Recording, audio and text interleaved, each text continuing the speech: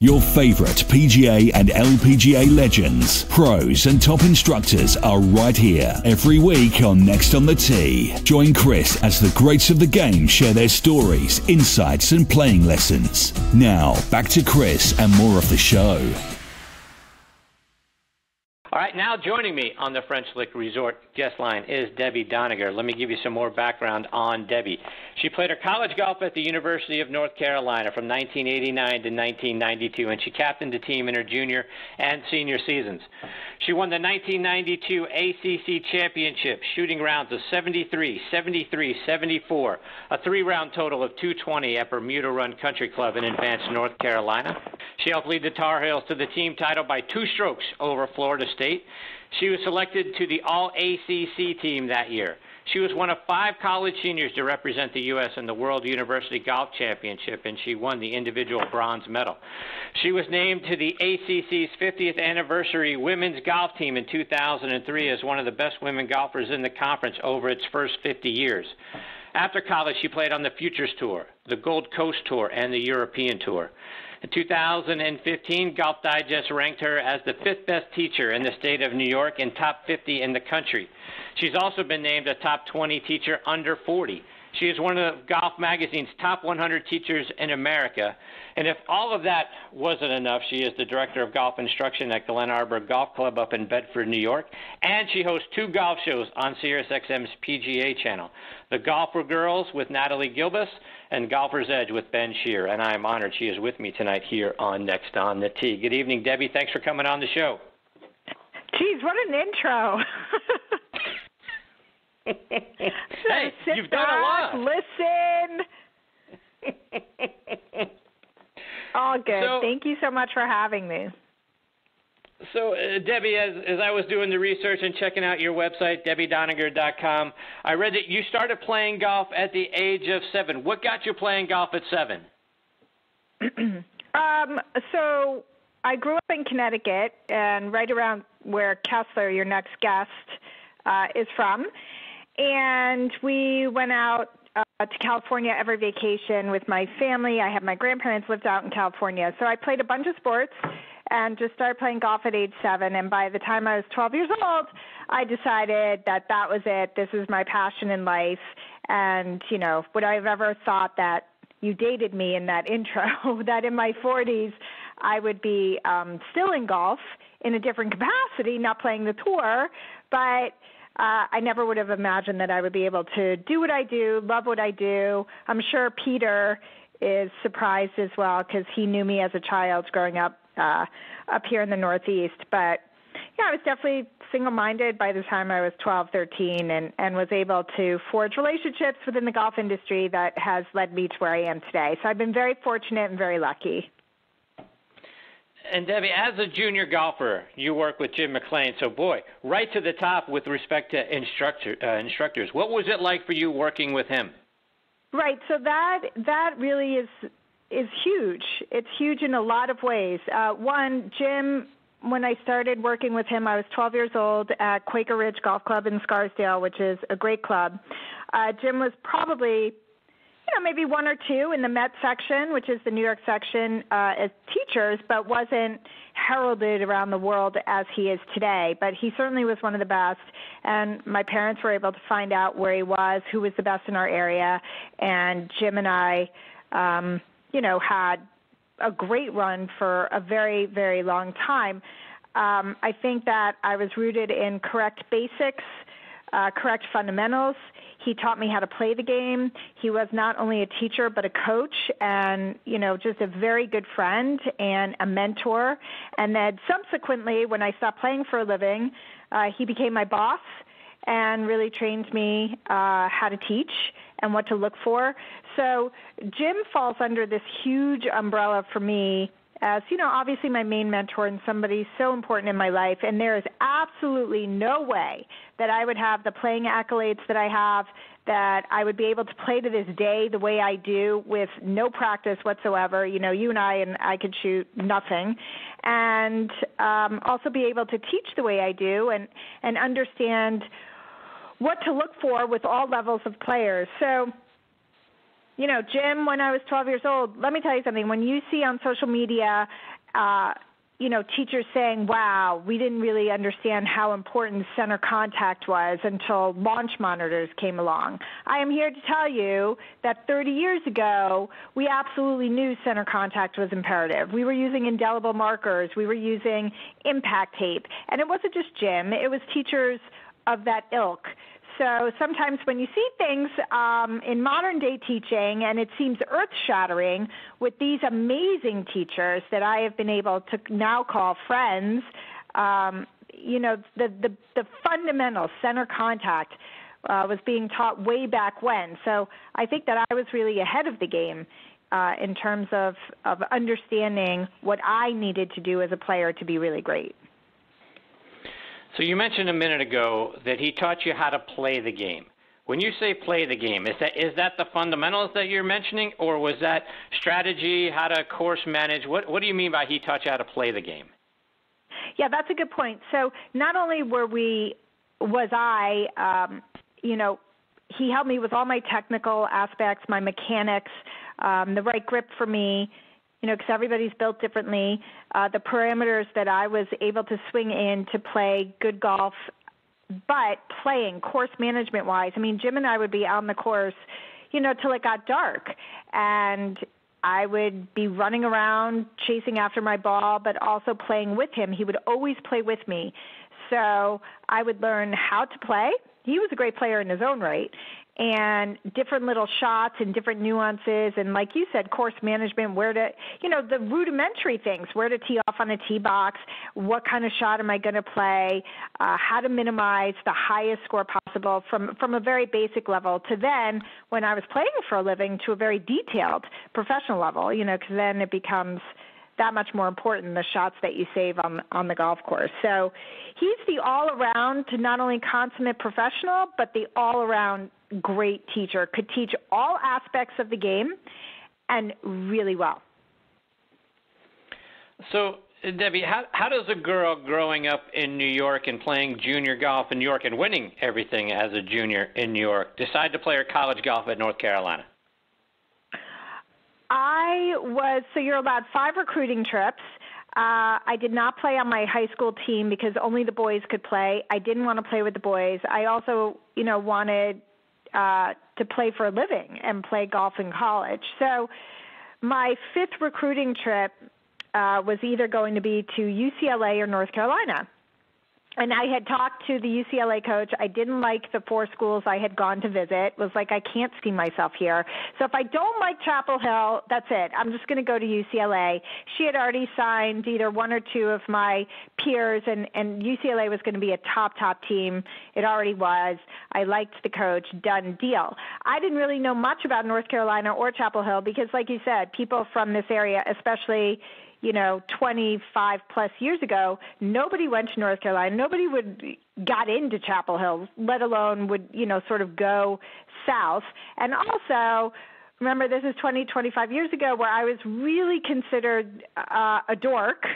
And, nobody was playing golf. Everybody was like field hockey and lacrosse and soccer. So it was just a very strange time, but I found solace and friendships on the AJGA and, of course, my little circle of junior golfers in the Met section. And then I took my trip to North Carolina. I got off the plane in Raleigh-Durham. I saw the national championships that Carolina had won, that Duke had won, and I said, oh, that's interesting. That's kind of cool and cool school spirit, team spirit. And my coach was there to pick me up, and my dad was with me, and was the sweetest, nicest person. And then we were driving towards campus. I see these huge blue Tar Heels on the road, these amazing, beautiful green trees. It was like a perfect Carolina blue sky. And I said, that's it. We're done. I don't even need to get out of the car. We are done. And then my teammates were just awesome. I mean, I had the best recruiting trip and just signed on the dotted line. I graduated high school early, 6 months, worked with Jim, and was like, let's just go. It was the absolute greatest time, one of the greatest times of my life. So take us back to the 1992 ACC Championship. What was it like for you, not only winning the event as an individual, but also helping the team win the conference championship as well. The ACCs, by my senior year, had just come back into fruition, and I remember it was like a goal. Like I wrote it down literally with my sports psychologist, said that was my goal. I wanted to win ACCs and just did it. I remember specifically in that round I had four-putted, I don't know, in the beginning of my last round, and I just can remember to this day just being very emotionally level, even-keeled, like whatever, it's still good. The course was a really tough course. And when I had sunk the putt on the last hole, my main goal was like, oh my gosh, did we win as a team? Like I totally forgot. You know, I wanted to win the title, but I saw my teammates there, and I was like, did we win? Did we win? And we did win, and that was the most exciting part. And, of course, you know, capturing the individual crown because it was a goal was so cool, but I was just so excited to win as a team. I mean, college golf, to be in an individual sport like golf, and for any of your listeners who have kids that play very seriously or, you know, just play in general, it's a loner sport. And so to be a part of a team, which you then are a part of if you do have the opportunity to play D1, D2, or D3, you know, you get that sort of other aspect in an individual sport, and there's nothing better. Unless you choose, the only caveat would be if you choose the wrong team and the wrong coach, of which I have had students do that, and then it's a different scenario. And it makes me very upset because my experience was so phenomenal that when I see mistakes being made, you know, it's just, gosh, you don't get those years back, so you just sort of have to right the ship in your own way, and that's tough. A couple more on your time at North Carolina. But after you guys win the ACC Championship, where was this celebration? Where did you guys go to celebrate what you guys just accomplished? Oh, my gosh, I have no idea. I think that we were such a simple team. I'm sure we just, like, celebrated right there on the golf course. I am not sure we did anything other than, like, go out to dinner. We were a very close-knit team, and I think we probably just got ready for nationals. I mean, it's like one and done, like, yeah, let's go, but, like, let's go to nationals. Let's go try and win. And you mentioned four-putting at the beginning of that round, right? So in a team competition, right, every stroke counts. So do you, as the captain of the team, did you ever have to talk to the team, or did your coach ever have to talk to the team, like, look, if your round is going south, right, don't let it go completely south, right? Don't let a 78 turn into an 82 or an 82 turn into an 85, because one or two of those shots might be the difference between us winning this tournament or losing. Did you ever have to have that competition, like, mentally, don't go south on us? I think that inherently, if you're playing D1 golf, you're so rooted from junior golf that you know, even though 5 of you are traveling, 4 scores count. And your coach is pretty much giving you keys as to how important you are in terms of the rest of the day if we have one of our players that can't get off the roller coaster and it's just horrendous. So, it's a fine line between you don't want to get too result-oriented while you're out on the course and put too much pressure on yourself, certainly as a college player, to say, oh, my gosh, I can't make any bogeys. But also as a coach, you want to give information when appropriate to your players to say, look, we need you right now. We're up to 4. We got a player out there that's dying, not literally. But look, coaching is tough.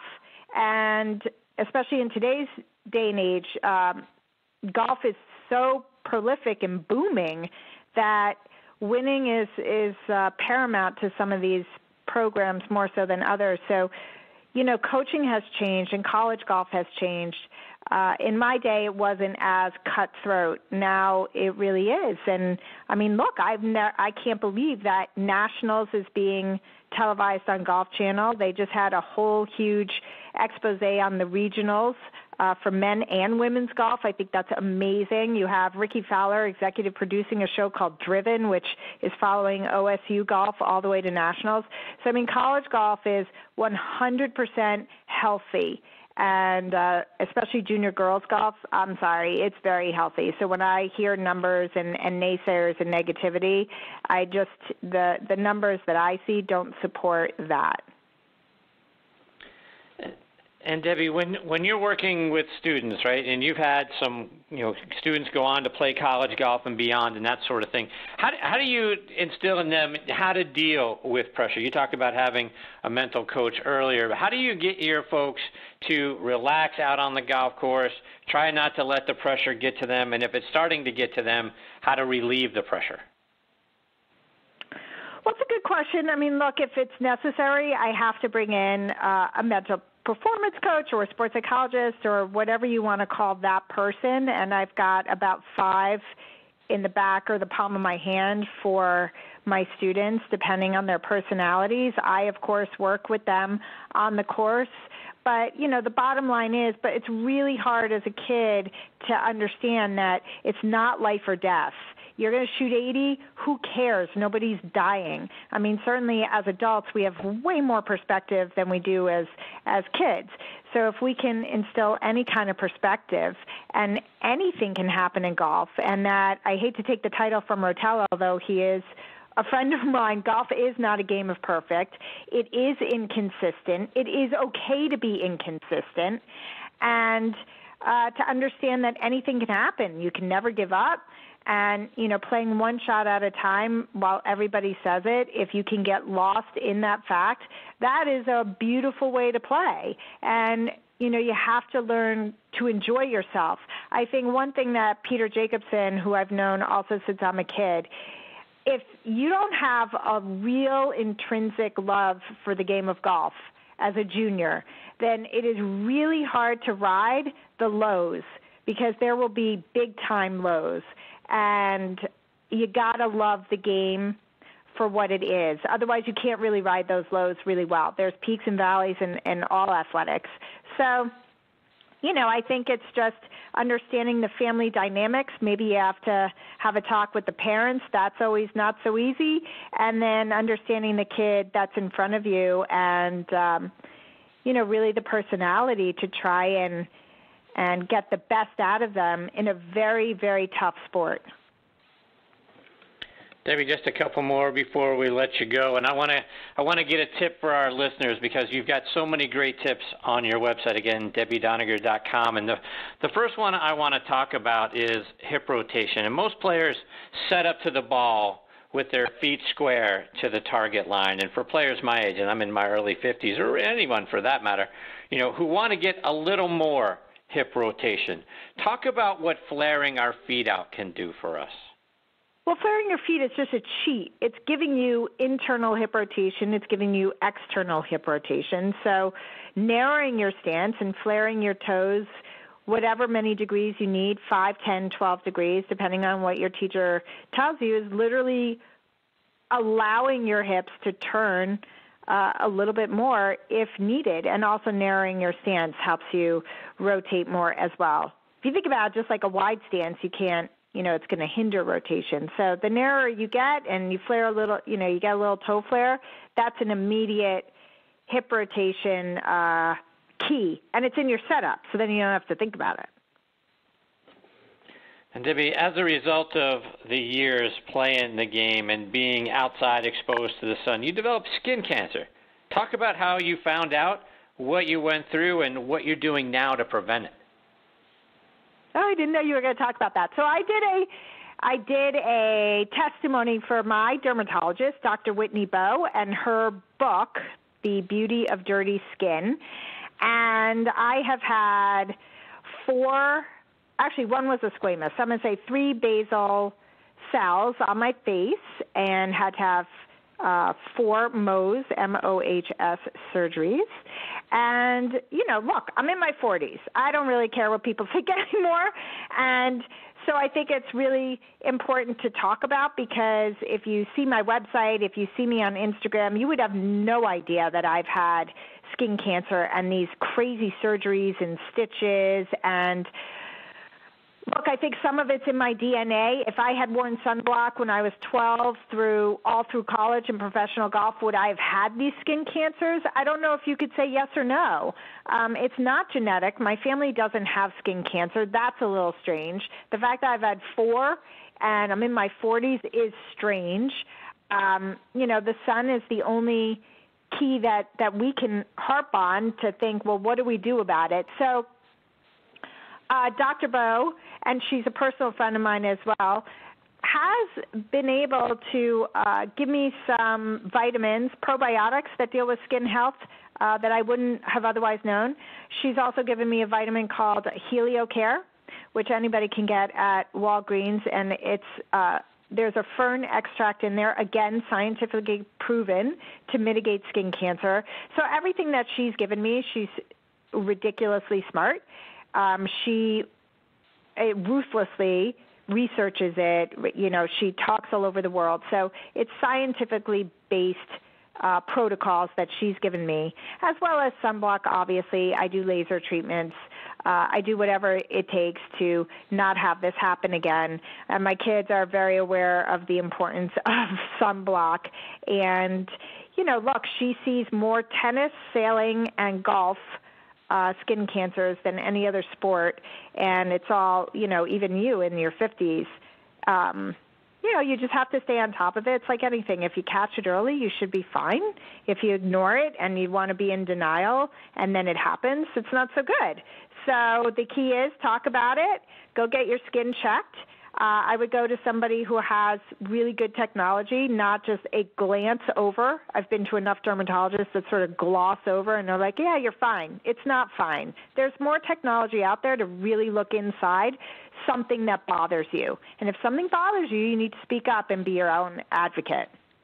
Debbie, before we let you go, let our listeners know, how can they stay up to date with all the great things that you're doing, whether it's, you know, on your website, on the air, or over social media as well? Oh, thanks, man. Look, I'm not great at social media. I'm trying to get better at it. But anybody can contact me at debbiedoniger.com. I do teach outside lessons, like you said, at Glen Arbor Golf Club. It's what I do now. I teach for a living. And you can follow me at Debbie Doniger on Twitter. It's at Deborah, D-E-B-O-R-A-H, Doniger, D-O-N-I-G-E-R, on Instagram. And listen to our show on Sirius. We're on Thursday nights from 8 to 10. I'm with my co-host. He's one of my close friends, and we marry what the body does and what the swing does and try and help everybody. Form dictates function, so it's a different sort of way of looking at it and very individualized, which is the way I think golf instruction is going. So that is where you can find me. Well, Debbie, thank you so much for taking time out of your night to come and be a part of the show. 1,000 other questions I'd love to ask you. I hope you'll come back and do it again sometime because you've been fantastic. It's my pleasure. Tell PK, I know he's after me, that I say hi, and anytime. All right, Debbie. Take care. All the best to you and your family. I look forward to catching up with you again real soon. All right. Thanks, man. You too. All right. See you, Debbie.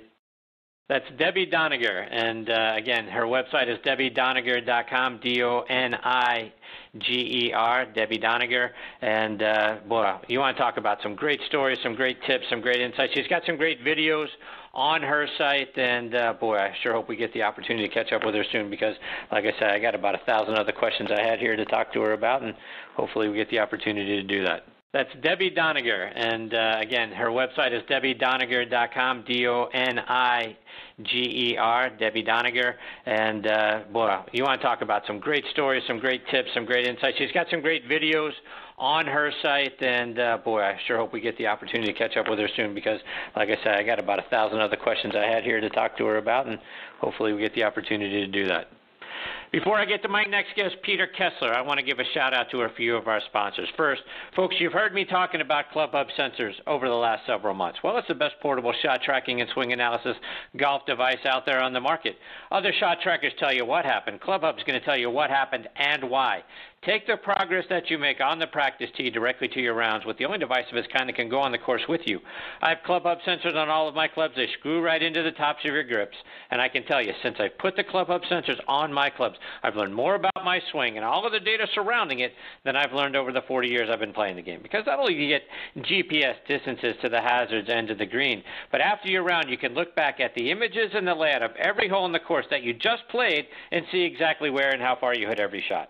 No other GPS tool on the market captures that. Lets you go back and review you around the way the Club Hub app does. It's available for Androids or iPhones, and the app keeps track of your swing speed of every club in your bag, your tempo, your angle of attack, plus you get a 3D view of your swing as well. And again, no other rangefinder can do all that for you. Go over to clubhubgolf.com to order your set of Club Hub sensors today and enter the coupon code NEXT to get 10% off on all products at checkout. Again, clubhubgolf.com, enter the coupon code NEXT, and you're going to get the best GPS and swing analysis tool on the market for a great low price, and you'll see your game in a whole new way. I also want to remind you about our friends over at Power Bar.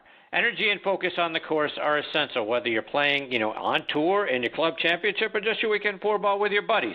Power Bar is the golfer's nutritional bar that can help you with both of those things, energy and focus. Eat some before you get to the first tee and the rest every 3 holes until it's finished, and you're going to play with more energy and focus to win. Power Bar was developed by a lifelong golfer and a food scientist to help all golfers play their best. Go online to powerbargolf.com and order yours today. We're also excited to be partnering with the Ben Hogan Golf Equipment Company. All Ben Hogan irons and wedges are handcrafted one at a time in their Fort Worth, Texas factory. No mass production, no shortcuts.